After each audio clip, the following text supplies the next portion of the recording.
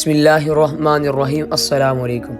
رسول اللہ صلی اللہ علیہ وآلہ وسلم کا فرمان ہے کہ جب میں نے معراج کی سیر کی تو بہشتیں میرے سامنے پیش کی گئی۔ میں نے ان میں 4 نہریں دیکھی، پانی کی، دودھ کی، شراب طہور کی اور شہد کی۔ پھر میں نے حضرت جبرائیل علیہ السلام سے ان نہروں کے متعلق پوچھا، اے جبرائیل، یہ نہریں کہاں سے آتی ہیں اور کہاں جاتی ہیں؟ حضرت جبرائیل علیہ السلام نے عرض کیا، اے اللہ کے رسول صلی اللہ علیہ وآلہ وسلم، یہ نہریں حوض کوثر میں جاتی ہیں، لیکن یہ نکلتی کہاں سے ہیں یہ میں نہیں جانتا۔ اس کا سوال آپ رب تعالیٰ سے کریں، وہی آپ کو اس کا علم دے گا، اور ممکن ہے آپ کو وہ جگہ بھی دکھا دی جائے جہاں سے یہ نکلتی ہے۔ چنانچہ رحمت العالمین صلی اللہ علیہ وآلہ وسلم نے اللہ عز و جل کے حضور یہ سوال پیش کیا۔ فوراً ایک فرشتہ پیش ہوا اور سلام عرض کرنے کے بعد کہنے لگا، یا رسول اللہ صلی اللہ علیہ وآلہ وسلم، اپنی آنکھیں بند فرمائیے۔ آپ نے آنکھیں بند کی تو کچھ ہی دیر میں فرشتے نے پھر عرض کیا، اب آنکھیں کھول لیے۔ پیارے آقا صلی اللہ علیہ وآلہ وسلم فرماتے ہیں کہ جب میں نے آنکھیں کھولی تو دیکھا ایک درخت ہے جو سفید موتیوں کا قبہ معلوم ہوتا ہے۔ اس کا ایک دروازہ تھا جو سونے کا تھا، جس پر ایک تالا پڑا ہوا تھا۔ میں نے دیکھا کہ اس قبہ نما درخت کے نیچے سے یہ 4 نہریں نکل رہی تھی، اور اس کی وسعت کا یہ عالم تھا کہ تمام جن و انس اگر جمع ہو کر اس پر بیٹھ جائیں تو یوں معلوم ہوگا کہ پہاڑ پر پرندے بیٹھے ہیں۔ یہ دیکھ کر میں وہاں سے واپس ہونے لگا تو فرشتے نے پھر عرض کیا، یا رسول اللہ صلی اللہ علیہ وآلہ وسلم، آپ اس قبہ میں داخل کیوں نہیں ہوتے؟ میں نے کہا، اس قبہ میں داخل کیسے ہو سکتے ہیں جبکہ اس پر تو تالا پڑا ہوا ہے اور میرے پاس چابی بھی نہیں ہے۔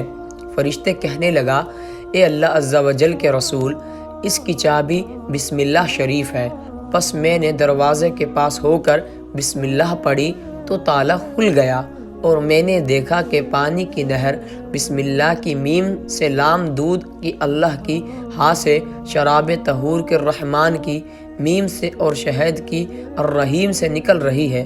اب مجھے معلوم ہوا کہ 4 نہروں کا منبع بسم اللہ شریف ہے۔ پھر اللہ تعالیٰ نے فرمایا، اے محبوب، جو شخص بھی ریا سے پاک ہو کر مجھے ان اسماء سے یاد کرے گا تو میں اسے ان 4 نہروں سے پلاؤں گا۔ قرآن پاک کی یہ چھوٹی سی آیات اپنے اندر ایسے کمالات رکھتی ہے کہ انسان کی عقل دنگ رہ جاتی ہے۔ یہ 4 الفاظ اور انہی حروف کا مجموعہ قرآن مقدس کے دروازے کی حیثیت رکھتا ہے۔ تو جب کوئی دروازے کی وسعت کا اندازہ نہیں کر سکتا تو پھر اس کے اندرونی حصے یعنی قرآن مقدس کے فضائل و کمالات اور رحمت خداوندی کا اندازہ کیسے کر سکتا ہے؟ اسی لیے تو تصنیف میں بیان کیا ہے کہ اللہ تعالیٰ نے تمام علوم کو 4 کتابوں میں بیان فرمایا ہے۔ وہ اس طرح کے پہلی تینوں آسمانی کتب میں بیان کردہ علوم کو بھی قرآن پاک میں جمع فرما دیا، اور اس طرح قرآن پاک ان تمام علوم پر حاوی ہے۔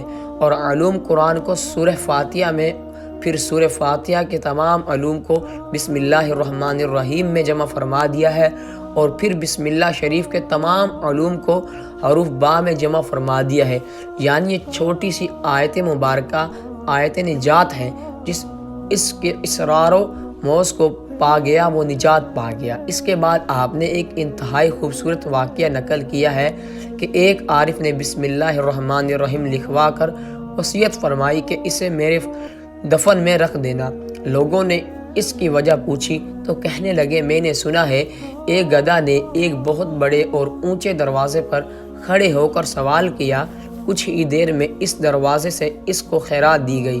اس نے خیرات لی اور چلا گیا۔ تھوڑی دیر میں واپس آیا تو اس کے ہاتھ میں ایک کلہاڑا تھا۔ اس نے آتے ہی دروازہ توڑنا شروع کر دیا۔ گھر کا مالک باہر نکلا اور اسے روکنے کی کوشش کرنے لگا۔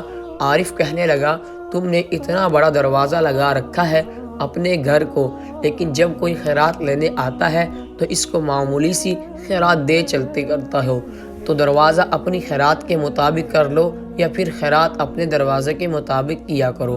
اس کے بعد عارف نے کہا، یہ آیت یعنی بسم اللہ الرحمن الرحیم اللہ کی کتاب کا دروازہ ہے، اور جس کا دروازہ اس قدر وسیع ہے، اس کی عطا کس قدر وسیع تر ہوگی۔